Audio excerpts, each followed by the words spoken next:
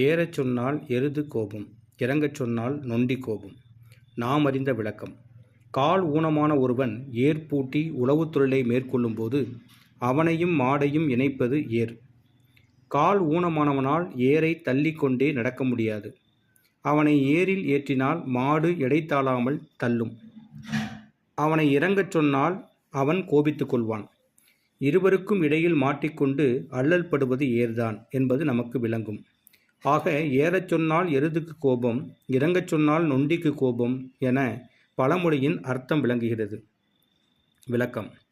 ஒரு செயலை செய்யும்போது அது ஒரு சாராருக்கு சந்தோஷத்தை கொடுக்கும், மற்றவர்களுக்கு வருத்தத்தை கொடுக்கும். இது இயற்கை.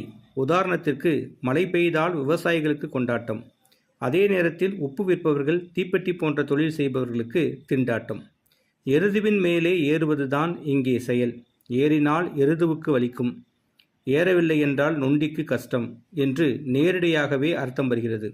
ஆக மொத்தம் இந்த பழமொழியின் மூலம் நாம் செய்யும் சில காரியங்கள் சிலருக்கு நன்மையும் சிலருக்கு தீமையும் பயக்கும். இதுவே இதன் உண்மை விளக்கமாகும். நன்றி.